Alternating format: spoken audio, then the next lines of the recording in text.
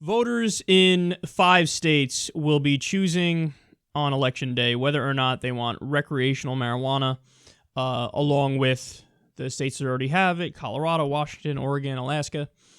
So I wanted to take a second to look at some facts to determine whether or not this is a good idea. So according to the Marijuana Policy Group, who looks into stuff like this, they found the following, quote, legal weed created 18,005 full-time jobs and added about $2.4 billion to the state's economy last year. Between the dollars that customers spend and the money business people invest in their crops and shops, pot is generating more wealth and activity than almost anything else on a pound-for-pound basis. Every dollar spent in the industry generates between $2.13 and $2.40 in economic activity. They say only federal government spending has a higher multiplier effect. So that is huge. What they're saying is marijuana is just an absolute booming industry at the moment. It's creating a bunch of jobs, and it's added $2.4 billion to the state's economy, and only federal government spending has a bigger effect on the economy. You know, every other industry is behind the marijuana industry because it's just that popular and it's just that successful. Now, this is usually where people counter with, hey man, maybe the dollars and cents and the fiscal situation, maybe that's not all that matters. Maybe the finances aren't everything.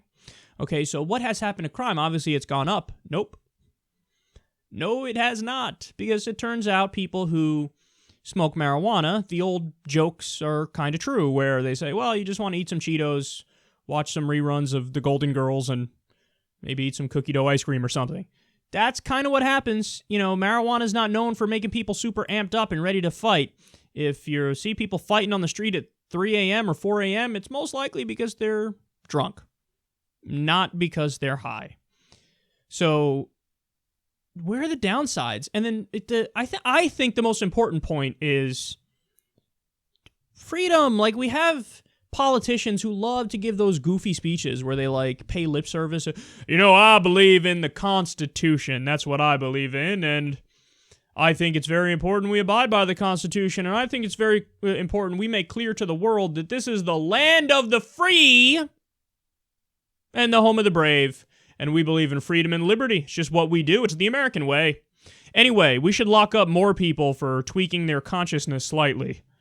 Wait, what? How does that doesn't square with freedom? We believe in freedom, but oh my God, you just put a substance in your body which makes you feel relaxed.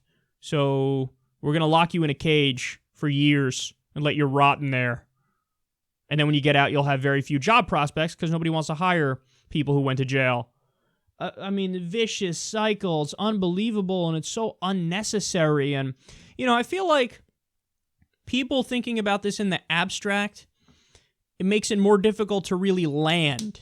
But, I mean, the only way to really put it in perspective is to ask people and tell people, hey, look, man, whether it was you yourself or whether it was your son or your daughter or your nephew or, you know, whatever, somebody, one of your best friends or whatever it was. We all know people. If you haven't smoked weed yourself, you're in the minority, first of all. But second of all, we all know people who still do right now. They're not bad people. So imagine not, oh my God, it's something happening over there to them, whoever they may be. Imagine, oh my God, my best friend just got arrested for possession and he's going to spend a few years in jail. Oh my goodness, imagine your son, you. Imagine if you smoked weed, that's a majority. Imagine when you got caught, however many times you did it. One of the times you did it, you got caught. You want that on your record? Should that your life be ruined as a result of that? You know the answer to that. You got to try to think of this in terms of, well, how exactly would it affect you if the laws are enforced in the way they're supposed to be enforced? Well, it would be bad. It would be bad. So it's amazing to me that we're still debating this, and this is still a question. Now, Obama's been doing the right thing recently by releasing nonviolent drug offenders. I will go as far as possible. I mean, it's hard to change the laws through Congress, but you can change the scheduling of marijuana on your own. If you're the executive branch, you got to do everything that you possibly can within your power to change this. And yes, you do have to try to force it through Congress and make a case. Go to the American people, cite the polls. 58% of you are with us that we should legalize, tax, and regulate this. Let's try to do that at the very least and argue for that, and then maybe the middle ground is decriminalization. Well, we got to go further because this is not acceptable, man. Lives are ruined as a result of these shitty laws.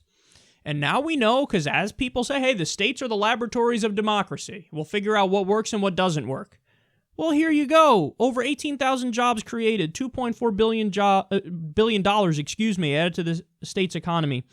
The best thing for the economy other than federal government spending. Unbelievable success. Crime not up.